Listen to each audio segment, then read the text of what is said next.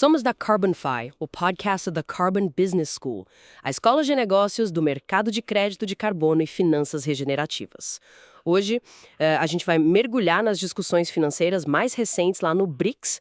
O foco, assim, especial é em clima e carbono. E olha, de acordo com informações do Valor Econômico, esses assuntos estão bem quentes por lá. A ideia aqui é entender o que está virando prioridade nessas conversas, sabe? E o que isso pode indicar para o futuro. Principalmente agora, né? Com o Brasil na presidência do grupo e a COP30 chegando aí em Belém. Ok, vamos desempacotar isso então.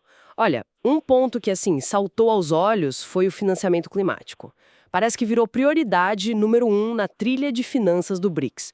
E só para lembrar, o grupo agora está maior, né? Tem Brasil, Rússia, Índia, China, África do Sul e os novos, Egito, Etiópia, Irã, Emirados Árabes. Isso ganha um peso enorme com a presidência brasileira e a COP30 logo ali. Exato. E essa priorização, ela não é só, tipo, para constar, né?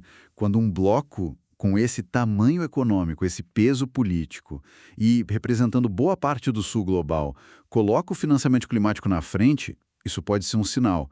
Talvez uma busca por mais autonomia, sabe? Ou por novas arquiteturas financeiras para bancar essa transição verde. Quem sabe até como um contraponto às estruturas mais tradicionais, né?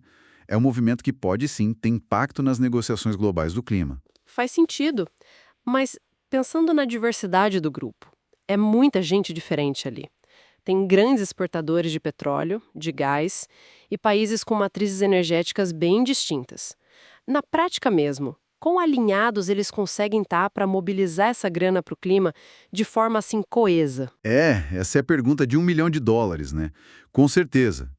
O discurso alinhado é um passo. Importante, claro. Mas a implementação, bom, aí certamente vai ter desafio. Justamente por causa dessas realidades e prioridades nacionais diferentes. Onde parece que eles acham mais terreno comum é na busca por mecanismos financeiros que sejam inovadores, sabe?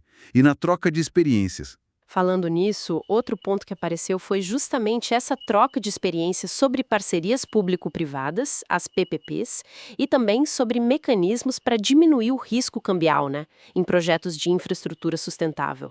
E aí o Brasil parece que levou um exemplo interessante, o EcoInvest. Sim, o EcoInvest, que é lá do Tesouro Nacional. Apresentaram como exemplo. A ideia básica ali é oferecer um instrumento de proteção cambial, um hedge, né? Para investimento estrangeiro que vem para projeto verde aqui no Brasil. Isso reduz a incerteza para o investidor. Foi colocado na mesa como um modelo.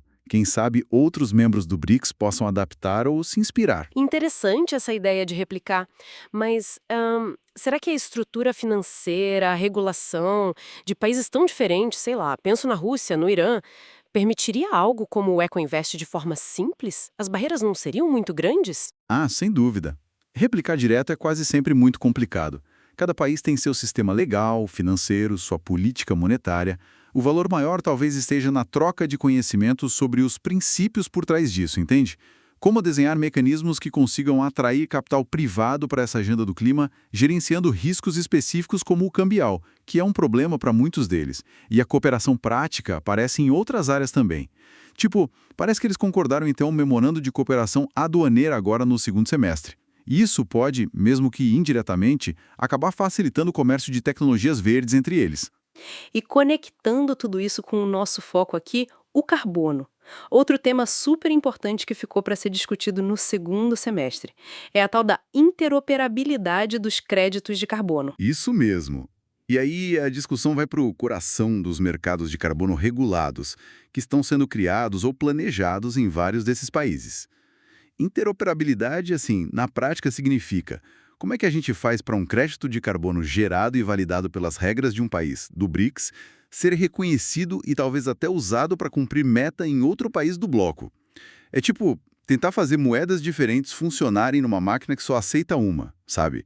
Você precisa de um câmbio que seja confiável e regras bem claras para a coisa andar. E imagino que a complicação toda está em definir essa taxa de câmbio, ou melhor, garantir a integridade ambiental, né? Exatamente. Como é que você garante que um crédito da China, um da Índia, um do Brasil representam de fato a mesmíssima tonelada de CO2 que foi evitada ou removida? e com garantias ambientais fortes, sem risco de contar duas vezes a mesma coisa. Harmonizar isso ou criar jeitos de reconhecer mutuamente sistemas com regras, ambições e níveis de desenvolvimento tão diferentes é um desafio técnico e político enorme. Mas é uma discussão fundamental se o objetivo é ter mercados de carbono que funcionem conectados e que sejam eficazes. Então, fazendo um resumo rápido do que a gente viu, tem o financiamento climático lá no topo das prioridades, talvez sinalizando essa busca por novas vias no sul global. Tem o troca de experiências práticas, com exemplos como o EcoInvest, mesmo com os desafios de replicar. A cooperação aduaneira aparecendo como facilitadora e essa discussão-chave sobre interoperabilidade dos mercados de carbono engatilhada para logo mais. A expectativa é que saia um comunicado conjunto dos ministros de Finanças e presidentes dos bancos centrais dos BRICS amarrando isso tudo.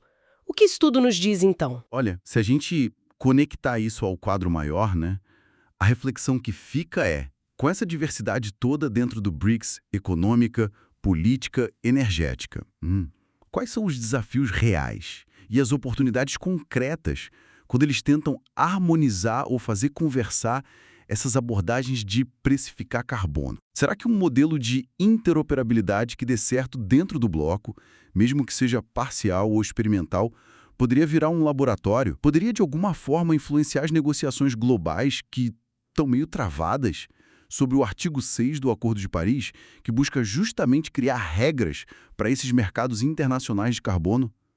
É algo para a gente ficar de olho, com muita atenção, nos próximos meses. E para mais conteúdo sobre o mercado de crédito de carbono, siga a Carbon Fi para se manter sempre atualizado.